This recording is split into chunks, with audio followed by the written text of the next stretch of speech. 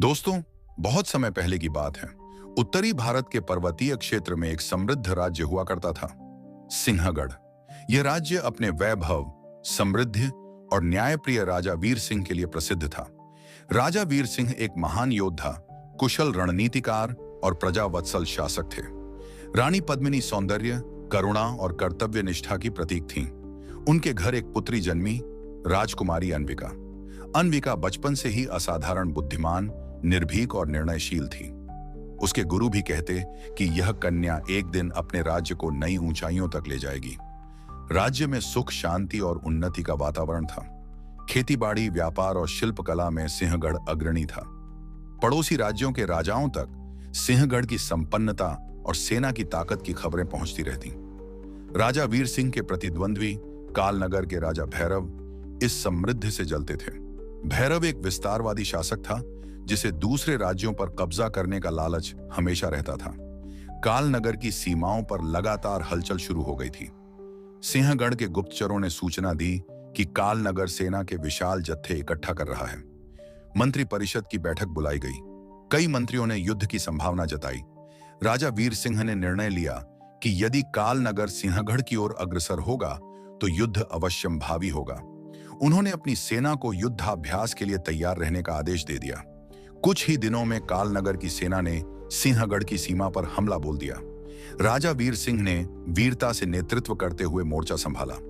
राजकुमारी अन्विका ने अपने पिता के साथ युद्ध की रणनीति में सक्रिय भाग लिया। वह न केवल एक कुशल योजनाकार साबित हुई, बल्कि सैनिकों का मनोबल बढ़ाने में भी आगे रही। युद्ध के तीसरे दिन भयंकर संग्राम हुआ। सिंहगढ़ की सेना ने बहादुरी दिखाई, लेकिन कालनगर की सेना संख्या में अधिक थी और चालाकी से वार कर रही थी। इस भयानक युद्ध में राजा वीर सिंह गंभीर रूप से घायल हो गए। उन्हें युद्ध भूमि से हटाकर महल में उपचार हेतु लाया गया। राजा की हालत देख मंत्रीगण घबरा गए। सेना का मनोबल गिरने लगा और सिंहगढ़ संकट में पड़ता नजर आया। इस विकट परिस्थिति में जब राज्य नेतृत्व विहीन प्रतीत हो रहा था, तब राजकुमारी अन्विका ने आगे बढ़कर बागडोर संभालने का निर्णय लिया। उन्होंने दरबार में साहसपूर्वक कहा, जब तक मेरे पिता स्वस्थ नहीं हो जाते, मैं सिंहगढ़ की रक्षा करूंगी। यह मेरा कर्तव्य है, न कि केवल अधिकार। मंत्रीगण पहले तो चकित रह गए। एक युवा राजकुमारी, जो अब तक केवल किले की सुरक्षा और रणनीति तक सीमित थी, अब राज्य का नेतृत्व करना चाहती थी। परंतु उसकी आंखों में जो आत्मविश्वास था, वह किसी भी शूरवीर से कम नहीं था। कुछ मंत्रियों ने संदेह प्रकट किया, एक स्त्री युद्ध भूमि का नेतृत्व कैसे करेगी? तब अन्विका ने उत्तर दिया, यह युद्ध अब केवल तलवारों से नहीं, मस्तिष्क से लड़ा जाएगा, और बुद्धि के युद्ध में मैं सिंहगढ़ को हर हाल में विजय दिलाऊंगी। राजकुमारी ने सबसे पहले गुप्तचरों को सक्रिय किया। उन्हें पता चला कि कालनगर की सेना हर तीसरे दिन अपनी आपूर्ति, खाद्य सामग्री, अस्त्र शस्त्र और दवाइयां मुख्य शिविर से प्राप्त करती है।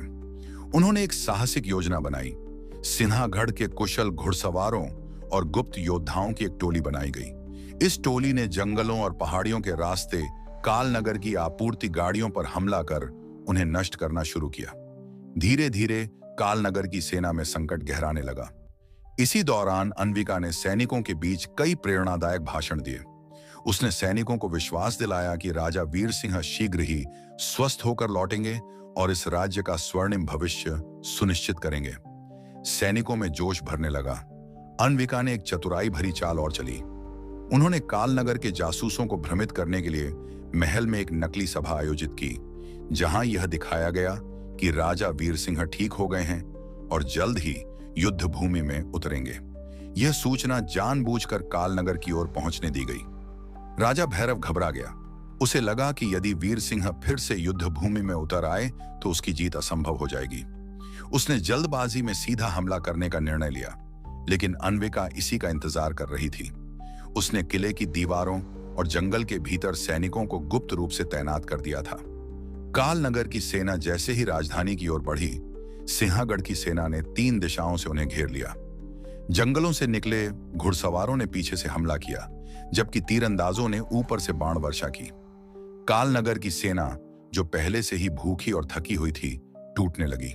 कुछ भाग गए, कुछ बंदी बना लिए गए और कुछ ने आत्मसमर्पण कर दिया। राजा भैरव स्वयं युद्ध भूमि से भाग निकला। परंतु उसकी पराजय अब सुनिश्चित थी। सिंहगढ़ में विजय का उत्सव मनाया गया। प्रजा ने फूल बरसाए और राजकुमारी अंबिका की जय के नारे लगाए। जब राजा वीर सिंह को होश आया और उन्हें यह सब बताया गया तो उनकी आंखों में गर्व के आंसू थे। उन्होंने अंबिका को गले लगाते हुए कहा, आज तुमने सिद्ध कर दिया कि एक सच्चा शासक जन्म से नहीं कर्म से बनता है। तुम मेरी संतान ही नहीं, इस राज्य की गौरव हो। इसके बाद राजकुमारी अंबिका को औपचारिक रूप से सेनापति नियुक्त किया गया और भविष्य में जब वह सिंहगढ़ की रानी बनी तो उसकी सूझबूझ, दया और दूरदृष्टि ने राज्य को एक नए स्वर्ण युग में पहुंचा दिया। उसकी वीरता की कहानियां वर्षों तक गाई जाती रहीं। दोस्तों, आपको हमारा वीडियो कैसा लगा कमेंट में जरूर बताएं और हमारे चैनल को सब्सक्राइब जरूर करें।